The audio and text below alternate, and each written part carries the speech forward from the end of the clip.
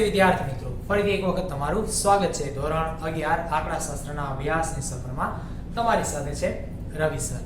વિદ્યાર્થી મિત્રો, છેલ્લે આપણે પ્રકરણ નંબર 5 આવૃત્તિની વિષમતાનો અભ્યાસ લઈ રહ્યા છીએ અને જેમાં આપણે કાલ્પ્યસની પદ્ધતિનો અભ્યાસ અત્યાર સુધીમાં કરી ગયા હતા. પણ આ પ્રકરણની અંદર તમે જાણો છો કે બે પ્રકારના શાસ્ત્રીઓએ આપણને પદ્ધતિ આપેલી છે, એ પણ એક જ મૂલ્ય માટે, એક જ પેરામીટર માટે. જેમ કે આપણી પાસે છે વિષમતા અને વિષમતા આંક. તો વિષમતા અને વિષમતા આંક માટે કાલ્પ્યસન જે છે એ શું કરતો હતો? મધ્યસ્થ અને બહુલક જેવા માપ જે છે એને આધાર બનાવી અને તૈયાર કરતો હતો. પરંતુ હવે આવે છે પાવલી. તો જે પાવલી જે છે, બરોબર, એ વિષમતા અને વિષમતા આંક તૈયાર શેના આધારે કરે છે અને કઈ રીતે કરે છે? તો વિદ્યાર્થી મિત્રો, પાવલીએ જે છે એ સ્થાનિય સરેરાશ માપનો ઉપયોગ કરેલો છે. સ્થાનિય સરેરાશ માપ ચતુર્થક, દશાંશક, શતાંશક, મધ્યસ્થ ખુદ પોતે છે. પણ એ પૈકી અહીં આપણે ચતુર્થક માપો જે છે એના દ્વારા વિષમતા અને વિષમતાંક તૈયાર થતી જોવા મળશે. તો બાવલી જે છે એ અંત્ય ચતુર્થકો Q1 અને Q3 અને મધ્યસ્થ એમ અધરવાઇઝ Q2, એટલે કે મધ્યસ્થ જે છે તમે જાણો છો કે Q2 બરાબર જ હોય છે. તો અહીં ત્રણેય ચતુર્થકોનો ઉપયોગ કરે છે. ચલો વિદ્યાર્થી મિત્રો, અહીં આપણે બાવલીની પદ્ધતિ દ્વારા આજનું આ ઉદાહરણ સમજીએ. તમારા માટે પહેલી વાર છે, ખૂબ જ ધ્યાનથી સમજો અને જરૂર જણાય એ બાબતે પુનરાવર્તિત કરતા રહેશો. તો પ્રકરણ 5 ની અંદર આજનું ઇલિસ્ટ્રેશન નંબર 12 ઉદાહરણ નંબર 12 લઈશું, જેના શબ્દ રકમમાં આ રીતે છે: વર્ષા ઋતુ દરમિયાન એક સ્થળે એક માસમાં થયેલા વરસાદ સેમી એકમ આપેલો છે ની માહિતી નીચે મુજબ મળે છે. ચલો, વરસાદની મોસમમાં વરસાદ જે થયો છે એની માહિતી એકત્રિત થઈ છે અને આપણી સામે મૂકવામાં આવેલી છે. તો તે માહિતી પરથી બાવલીની પદ્ધતિથી આપણે કહી દીધેલું છે. અને વિદ્યાર્થી મિત્રો, આ વસ્તુ તમને ઉલ્લેખ કરવામાં આવશે જ. એનું સૂચન નહીં થયેલું હોય તો આપણે જાણીએ છીએ કે માહિતી જે છે એમાં કાલ્પ્યસન કે બાવલી બેનો ઉપયોગ કરી શકાતો હોય જ છે, બરાબર છે. તો બાવલીની પદ્ધતિથી વિષમતા અને વિષમતા આંક શોધો. ચલો તૈયાર કરીએ. એના માટે જો ટેક્સ્ટ બુકમાં કોષ્ટક આપેલું છે રકમનું, જે મેં અહીં જવાબ કોષ્ટક સ્વરૂપે પહેલેથી તૈયાર કરી રાખેલું છે. એમાં એક તો વરસાદ આપ્યો છે સેમીમાં 5, 6, 7, 13, 15 ને 20. જ્યારે દિવસોની સંખ્યા 8, 10, 5, 3, 3 અને 2 આપેલા છે. હવે વિદ્યાર્થી મિત્રો, અહીં માહિતીમાં અવલોકન કોણ છે ઓળખતા તમે શીખી ગયા છો. અહીં જે વિષમતા અને વિષમતાંક તૈયાર કરવાની કીધી છે એ વરસાદની કીધી છે, અને વરસાદ સેમીમાં આપેલો એ કોણ હોય? આપણો અવલોકન. અને વરસાદ જે છે એ એક માસના દિવસમાં થયેલા આંકડાઓ દર્શાવે છે. તો કોઈ દિવસ, એ દિવસોની સંખ્યા, આપણી આવૃત્તિ, બરોબર છે. હવે x અને f પહેલા દર્શાવી દઈએ. તો વરસાદ સેમીમાં અવલોકન x ચલ, દિવસોની સંખ્યા, પુનરાવર્તિત થતી કિંમત એ આપણી આવૃત્તિ. વિદ્યાર્થી મિત્રો, અહીં x અને f તૈયાર છે, પરંતુ કરવાનું શું થશે? તો અહીંયા આપણે સ્થાનિય સરેરાશ માપ લેવું છે. અને તમે જાણો છો સ્થાનિય સરેરાશ માપ હંમેશા સંચય આવૃત્તિ CF નો ઉપયોગ કરે છે. તો CF તૈયાર કરવા રહ્યા તો કોષ્ટકમાં એક જ કોલમ તૈયાર કરવાની છે. આ વખતે CF ની x અને f તો આપેલા છે. સૌપ્રથમ n સરવાળો લેશું. તો અહીં આવૃત્તિ સિગ્મા f એટલે સ્મોલ n 3 + 2 5 + 3 8 + 5 13 + 10 23 + 8 31 સિગ્મા f એટલે કે n 31 તૈયાર. હવે થી ઓછી સંખ્યા આવૃત્તિ CF કેમેરા ફ્રીક્વન્સી તૈયાર કરીએ. તો પહેલા અવલોકન 5 માં 8 કે તેથી ઓછા કોઈ નથી એટલે 8 એમનો રહેશે. બીજા 6 કે તેથી ઓછામાં 5 છે તો 10 અને 8 બંને આવે છે તો ઉમેરાશે 8 + 10 18. એ જ રીતે આગળ 18 + 5 23 + 5 26 + 3 26 + 3 29 + 2 31. તો માહિતીમાં CF તૈયાર. હવે હમણાં જોયું કે ભાઈ બાવલી જે છે એ સ્થાનિય સરેરાશના માપનો ઉપયોગ કરે છે. તો આપણે અહીં Q1, Q2 અને Q3 તૈયાર કરવાના રહ્યા. તો ક્રમશઃ આપણે શું કરીએ છીએ? Q1, Q2 અને Q3 તૈયાર કરીશું પ્રકરણ નંબર 3 મુજબ. પરંતુ માહિતી જો તો ભાઈ કેવી, કયા પ્રકારની? તો ભાઈ આવૃત્તિ વિતરણ છે તો ખુદ કોષ્ટક રચના જે છે કહે છે, રકમ પણ કહે છે, પણ આ આવૃત્તિ વિતરણ કેવું છે તમે જાણો છો. વિતરણના પણ પ્રકાર આપેલા હોય છે આવૃત્તિ વિતરણના, બરોબર કે નહીં. વર્ગીકૃત રચના એટલે આવૃત્તિ વિતરણ, વસ્તુ સાચી, પરંતુ વર્ગીકૃત રચનામાં સતત આવૃત્તિ વિતરણ હોય છે અને અસતત આવૃત્તિ વિતરણ હોય છે. તો આ કયા પ્રકારનું છે, સતત છે કે અસતત? તો જો તો ભાઈ અહીંયા અવલોકન ને આવૃત્તિ આપેલા છે, વર્ગ અને આવૃત્તિ નથી, તો આ છે અસતત આવૃત્તિ વિતરણ. અને તમે જાણો છો એ મુજબ અસતત આવૃત્તિ વિતરણ હોય તો ચતુર્થકો તૈયાર કરવા માટે આપણી પાસે ટૂંકું સૂત્ર છે એનો ઉપયોગ કરીશું. ચતુર્થક એટલે ચોથો ભાગ, અને એના સૂત્રમાં કોઈ અવલોકનની આવશ્યકતા હોય તો n+1 ભાગ્યા 4 અને ગુણ્યા તમારા ચતુર્થકની અંક એટલે કે સંખ્યા, જેને આપણે જેથી ઓળખીએ છીએ, બરોબર. તો હું અવલોકન તૈયાર કરીએ, જેમાં Q1 Q2 અને Q4 Q3 એવા 4 ચતુર્થકના ચોથા ભાગના 3 ચતુર્થકો તૈયાર થશે. જે પૈકી આપણે સૌપ્રથમ Q1 મેળવીએ તો Q1 માટે Q1 બરાબર 1 ગુણ્યા n+1/4 નું અવલોકન. ચલો n 31. હવે અહીં 1 છે તો 1 લખતા નથી. 31+1/4 નું અવલોકન. 31+1 32 ભાગ્યા 4 નું અવલોકન. તો કેટલાનું અવલોકન આવે છે ભાઈ? 8 × 32 તો 8 નું અવલોકન. હવે 8 નું અવલોકન જો તો ક્યાં જોવાનું? CF માં ક્યાં સમાવેશ થાય છે? ખુદ 8 માં. તો 8 ની સામે કોણ છે? 5. તો અહીં 5 સેમી વરસાદ એકમ સહિત લખીશું ભાઈ. કેટલા સેમી વરસાદ આવે છે? 5 સેમી. ક્વાર્ટાઇલ 1. તો ચતુર્થક પહેલાની અંદર 5 સેમી તૈયાર. સર આ તો એકદમ સહેલું છે, આ તમને આવડે છે. એકદમ સાચી વાત, તમે સાચા છો. કારણ ત્રીજું ચેપ્ટર, ચોથું ચેપ્ટર, એની ઉપર જ પાંચમા ચેપ્ટરની પદ્ધતિઓ તૈયાર થાય છે. અને આ વસ્તુ તમે પૂર્વે શીખી ગયા હતા, તે જ ઉપયોગમાં લેવાની છે હવે. ચલો હવે આગળ Q2 તૈયાર કરીએ છીએ. Q2 એટલે મધ્યસ્થ, એમ આ બંને એક જ થશે, સરખા જ થશે. તો માટે તો n મધ્યસ્થ માટે શું થાય? n/2 નું અવલોકન, બરાબર કે નહીં? પણ અહીંયા n/2 કરીએ તો મધ્યસ્થ માટે પણ ટૂંકા સૂત્રમાં બે સૂત્ર છે. એક તો તમારી અવલોકન રચના એકી સંખ્યા કે બેકી સંખ્યા હોઈ શકે, બરાબર. એ પ્રમાણે n+1 છેદમાં 2 નું અવલોકન સૂત્ર આવે, બરાબર. તો અહીંયા જો તો n નો સરવાળો કયો છે અયુગ્મમાં? તો અહીંયા n+1 છેદમાં 2 નું અવલોકન લેશું. આ સૂત્ર કોની પર આધાર રાખે છે ભાઈ? તો અહીં વર્ગીકૃત માહિતીમાં n ના સરવાળા ઉપર અને અવર્ગીકૃત માહિતીમાં અવલોકનની કુલ સંખ્યા ઉપર. તો અત્યારે અયુગ્મ હોવાથી n+1 છેદમાં 2 તો n 31 પ્લસ 1 છેદમાં 2 નું અવલોકન. 32/2 નું અવલોકન. કેટલા થશે? 16 નું અવલોકન. ચલો 16 નું અવલોકન ક્યાં સમાવેશ થાય? તો કે 18 ની સામે છે 6, તો 6 સેમી વરસાદ મધ્યસ્થ અથવા તો દ્વિતીય ચતુર્થક Q2, બરોબર છે. બને તૈયાર. હવે ત્રીજું ચતુર્થક ક્વાર્ટાઇલ 3 Q3 તૈયાર કરીએ. તો Q3 માટે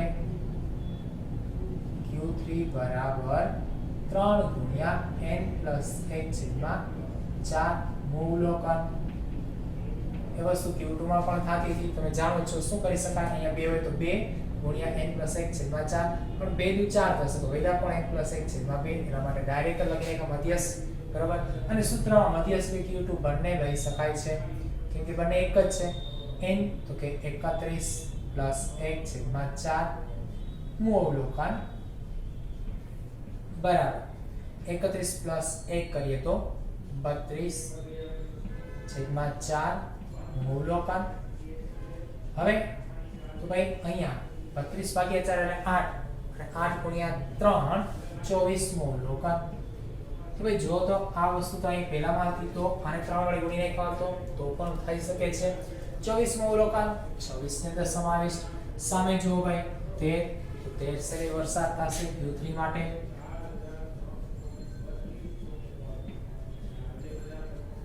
હવે વિષમતા અને વિષમતા ચલો તો વિષમતા માટે આપણી પાસે અલગ સૂત્ર છે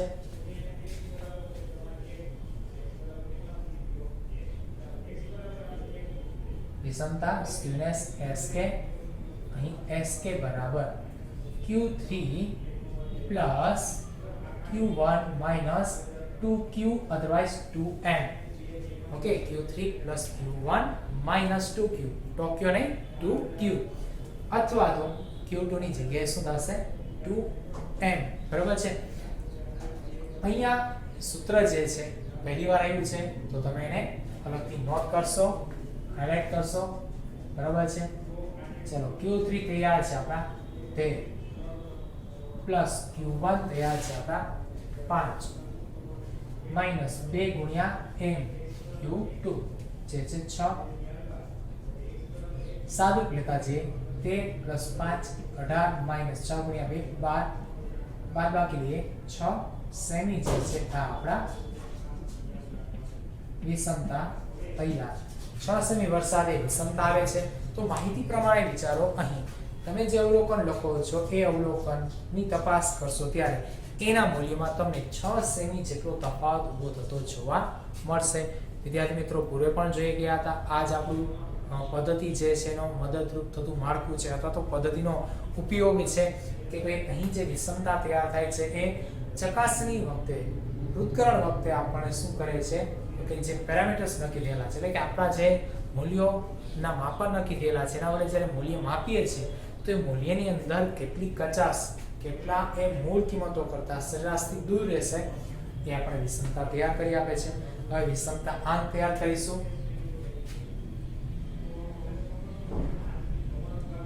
તો વિષમતા આંક જે અને જે માટેનું સૂત્ર તમારા માટે પહેલી વાર આવી રહ્યું છે Q3 plus Q1 minus 2M ભાગ્યા Q3 minus Q1 ચલો આને આપણે આ રીતે લખી શકીએ છીએ Sk છેદમાં Q3 minus Q1 બંને એક જ થશે કેમ કે Sk નું સૂત્ર સ્ક્વેરનેસ નું સૂત્ર એ જ છે બાજુમાં કિંમત દર્શાવી દો Sk 6 સ્ક્વેરનેસ તૈયાર છે 3 minus 1 3 તે 1 5 Q3 13 છે Q1 5 છે 5 ઓકે તો 6 ભાગ્યા 13 માંથી 5 ભાગ કરીએ તો 8 આવશે તો 6 ભાગ્યા 8 કરીએ ભાગ નહીં ચાલે 0 રહી દશાંશ ચિહ્ન મૂકી દઈએ હવે 6 ને 0 લગાવો 60 થશે 7 56 7 વડે ભાગ ચાલે 56 જે છે એને 60 માંથી બાદ કરો કેટલા વધશે ભાઈ 4 અને અહીંયા જો તો 0 લગાડી દો 4 ની પાછળ 40 8 5 40 0.75 જવાબ બરાબર છે તો અહીં આપણી પાસેથી માંગેલો જવાબ તૈયાર છે વિષમતા અને વિષમતા આંક 0.75 વિષમતા આવી અને 1 ની નજીક જઈ રહી છે તો આ માહિતીનો આપણે કોઈ ચોક્કસ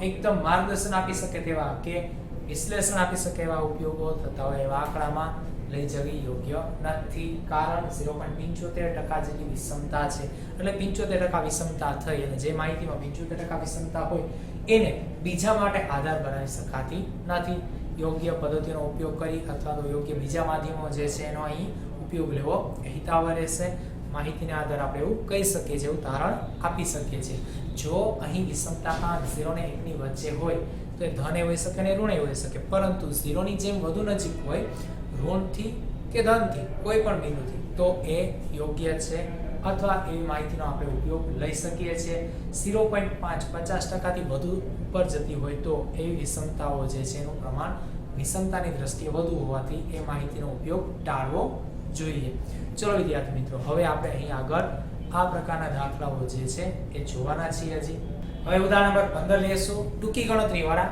ખાસ આગળ જે હમણાં જોયું હતું એ વિસ્તારથી થતી ગણતરી વર્ગીકૃત માહિતીમાં બધી જ વસ્તુઓ તૈયાર કરવાની બધી કિંમતો તૈયાર કરવાની ગણતરી વાળો દાખલો હતો ઉદાહરણ હતું પણ હવે ટૂંકી ગણતરી વાળા દાખલાઓ પણ જોઈએ જેની અંદર આપણે પાઉલીની રીતથી જ વિષમતા કે વિષમતા તૈયાર કરવાનું કીધેલું હોય. તો જો ઉદાહરણ પર 15 ની રકમ કંઈક આ મુજબ આપેલી છે. એક કંપનીના કર્મચારીઓના માસિક ઓવરટાઈમના કલાકોને લગતા આવૃત્તિ વિતરણમાં બે અંતિમ ચતુર્થકો. હવે અહીંયાથી તમારે ખાસ નોંધ કરવાની થાય અને ધ્યાનથી તપાસ કરવાનું થશે કે રકમની અંદર શું આપેલું છે. તમને એક પ્રકારની આદત તો પડી ગઈ છે કે અવલોકન કરવાની, રકમની અંદર કેટલી કિંમતો આપેલી છે એમાંથી શું તારવાનું વગેરે વગેરે. કારણ ચેપ્ટર નંબર 3, ચેપ્ટર નંબર 4 એની અંદર અઢળક પ્રકારની પ્રેક્ટિસ આવી. આપણે જોઈ ગયા એક રકમ વખતે, એક રકમના વાક્યના શબ્દ વખતે વસ્તુઓ તારવી, પુનરાવર્તિત કરવી, અથવા તો જ્યાં સુધી નથી સમજાતું ત્યાં સુધી એને જોવી, વાંચવી અને સમજવી. આ પ્રકારનો આપણે અભ્યાસ જોઈ ચૂક્યા છીએ. એને કારણે હવે જ્યારે રકમ વાંચો છો ત્યારે મને ખ્યાલ છે કે રકમ વાંચ્યા ભેગી તમને અહીં મગજમાં કઈ કિંમત આપી છે, દાખલામાં શું આપેલું છે ને શું પૂછેલું છે, એ બધી વસ્તુ ઉપર અંદાજ આવી જાય છે અને એ સારી વાત છે. ચલો તો ફરીથી એક વખત એ જ વસ્તુને અહીં તમે ધ્યાનથી જુઓ, મગજને લગાવો. અહીંયા શું કામ કરે છે તમારું મગજ. તો પહેલા તો કિંમત આપતા પહેલા માહિતી આપી દીધી, પ્રકારથી શું, કેવી વગેરે, બરાબર. એક કંપનીના કર્મચારીઓના શું આપ્યું છે, માસિક ઓવરટાઈમના કલાકને લગતી માહિતી. કેવી માહિતી, આવૃત્તિ વિતરણ. એટલે એવું કહેશું કે શું આપ્યું છે, આવૃત્તિ વિતરણ આપ્યું છે. માહિતી પ્રકાર કેવો હતો કે વિતરણ પ્રકારથી આપ્યો છે, એટલે વર્ગીકૃત માહિતી આપી છે. તો એની અંદર બે અંતિમ ચતુર્થકો. ચલો બે અંતિમ ચતુર્થકો કોણ યાદ કરો, હજી હમણાં જ જોઈ ગયા. ચતુર્થક પહેલો અને ચતુર્થક ત્રીજો, Q1 ને Q3, બરોબર છે. જે બંને અંતિમ ચતુર્થકો છે. કારણ 4 ચતુર્થકોમાં Q1 થી શરૂઆત થાય, Q2 બીજો, Q2 ત્રીજો અને Q4 ચોથો. તો સાહેબ અહીંયા પહેલો ને ત્રીજો ક્યાંથી થયો, પહેલો ને ચોથો ન થાય? ન થાય, કારણ આપણે પૂર્વના પ્રકરણમાં જોઈ ગયા છીએ. પણ તેમ છતાં પુનરાવર્તન કરતા જઈએ. ચતુર્થક એટલે 4 ભાગ પાડે છે, બરોબર. એવા માપ જે એક સરખા 4 25% એવા ભાગમાં વહેંચાય છે, બરોબર. પણ ખરેખર કોઈ વસ્તુના એક સરખા 4 સપ્રમાણ ભાગ કરો છો તો એ વસ્તુના ભાગ કેટલા કરવા પડે છે? 3 જ, બરોબર કે નહીં? તો પહેલી વસ્તુ જે લીધેલી હોય કોઈ પણ XY છે, બરોબર, એને પહેલેથી એટલે કે 0 થી સ્ટાર્ટ કરો. પહેલો ભાગ પાડો એક સરખા 4 ભાગમાં, તો 25% આવીશો Q1. તો આ પહેલો વસ્તુનો પહેલો ભાગથી શરૂઆત થાય છે. બીજો ભાગ તો કે બીજા 25% એટલે 25% પૂર્ણ થાય ત્યાંથી લઈને બીજા 25% એટલે 50% સુધી. પછી ત્રીજો ભાગ જે છે એ 50 થી લઈ અને 75% સુધી. અને જ્યારે ત્રીજો ભાગ કરો છો ત્યારે એની સાથે આ જ વસ્તુનો ચોથો ભાગ તૈયાર થઈ જશે, જે સંપૂર્ણ 100% સુધી, બરોબર છે. ચલો તો અહીંયા વસ્તુના 3 સરખા ભાગ કરવા પડે છે, ત્યારે ઓટોમેટિક 4 ભાગ થઈ જાય છે. તો પહેલો ને ત્રીજો ભાગ હવે કોણ આવ્યું? 0 થી 25 જે કોણ છે? Q1. અને છેલ્લા 75 એ પણ 25% હિસ્સો છે, એ Q3. એના માટે અંતિમ ચતુર્થકો Q1 અને Q3 છે, જેનો સરવાળો એટલે Q1 Q3 218. ચલો આ તો તૈયાર આપ્યું છે. Q1 અને Q3 નો સરવાળો તૈયાર આપ્યો છે. હમણાંની પહેલા જ આપણે લીધેલો તો સૂત્ર યાદ કરો વિષમતાનો, Q3 Q1. ત્યાં તો જરૂર પડતી હતી, એટલે સરવાળો તૈયાર આપી દીધો, એટલે કોષ્ટક તૈયાર કરવાની આવશ્યકતા નથી. હવે આગળ, અને તેમનો તફાવત 50 છે. તફાવત એટલે બાદબાકી કોનો? તેમનો. આ તેમનો એટલે કોણ? અંતિમ ચતુર્થકો. હવે સરવાળો આપી દીધો, ઉપરાંત બાદબાકી પણ આપી દીધી, Q3 Q1. હવે અહીંયા એક પ્રશ્ન થશે કે અંતિમ ચતુર્થકોનો સરવાળો અને બાદબાકી આપી, તો આને લેવા કઈ દ્રષ્ટિએ, કઈ રીતે? Q1 Q3 પણ થાય ભાઈ, તો તફાવત જ કહેવાય. Q1 Q3 પણ થાય, સરવાળો જ કહેવાય, બરોબર છે. અને Q1 અને Q3 અંતિમ ચતુર્થકો જ છે. તો ભાઈ અહીંયા Q1 Q3 હોય તો આપણું કામ નહીં બને. સૂત્ર તો Q3 Q1 હોય છે, Q3 Q1 હોય છે, બરાબર.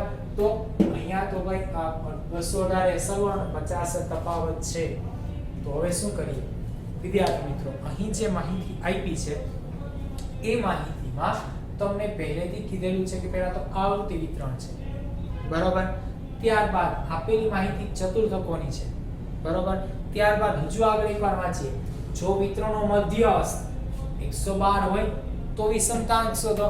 હવે માહિતીમાં ચતુર્થકનો ઉપયોગ હોય, ચતુર્થકો આપેલા હોય, મધ્યસ્થ આપેલો હોય અને વિષમતાંક મેળવવાનો કીધો હોય તો પહેલા તો આની ઉપરથી જે અંદાજ લગાવવાની વાત આવી તે બરોબર છે કે ભાઈ વિષમતાંક શોધો છે તો કાલ્પનિક અને બાવલી બે.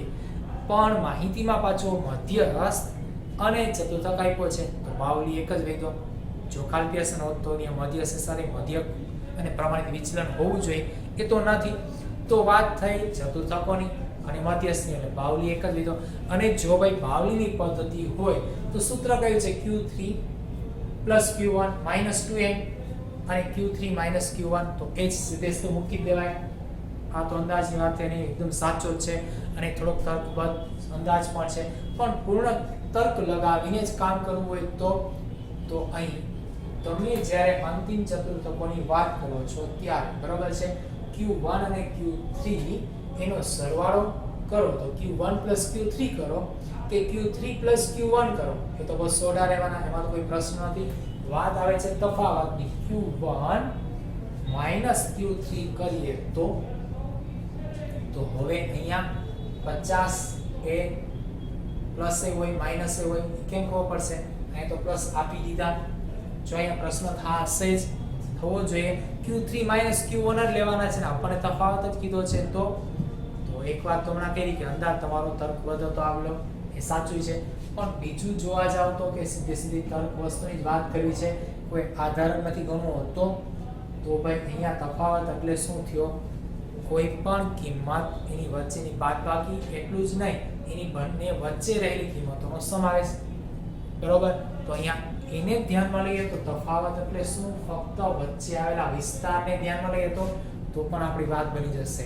એટલે કે Q3 અને Q1 ની વચ્ચે રહેલી કિંમતનો વિસ્તાર, ફક્ત એટલું જ જોવાનું. અને જે હંમેશા ધનપૂર્ણ જ હોય છે તો એને કારણે આ તફાવત આપણો 50 Q3 Q1 લઈએ તો 50 એમનો જ રહેશે ને Q1 Q3 લઈએ તો પણ 50 એમનો જ રહેશે. કારણ તમારે જાણવું હોય તો આપણે વક્ર લઈએ, વક્રની કિંમતો લઈએ, એમાં Q1 અને Q3 બરાબર. તમારે શું જોઈએ છે? બંને વચ્ચેનો વિસ્તાર. તો Q1 થી Q3 વચ્ચેનો વિસ્તાર એ તફાવત જ કહેવાશે. બરાબર, ચલો ભાગ તરીકે કિંમતો તારવીએ. પેલા Q3 Q1 કેટલા આપ્યા છે? 218. Q3 Q1 તફાવત 50 અને મધ્યસ્થ M 112 આપેલા છે. તેથી વિષમતા લઈએ સ્ક્યુનેસ SK બરાબર શું કરીશું? તો ભાઈ Q3 Q1 218 છે, Q3 Q1 50 છે બરાબર, અને M 112 છે. તો એ પૈકી વિષમતા માટે Q3 Q1 2M વાળું સૂત્ર અને એની કિંમત ઉપર મુજબ 218 2 ગુણ્યા 112. તો 218 માઈનસ કેટલા? 224. સાદરૂપ માઈનસ 6 આવશે કે 218 માઈનસ 224 કરો તો માઈનસ 6 થાય. અને હવે એના પછીની કિંમતો લઈએ. વિષમતા આંક તૈયાર કરવા માટે જે પણ તૈયાર છે વિષમતા જે બરાબર SK ના છેદમાં Q3 Q1 માઈનસ 6 SK મેળા Q3 Q1 50 છે. ચલો -6 ભાગ્યા 50 કરીએ તો માઈનસ એના એમ જ. હવે 0 છે તો પેલા ભાગ નહીં ચાલે એટલે 0 દશાંશ ચિહ્ન.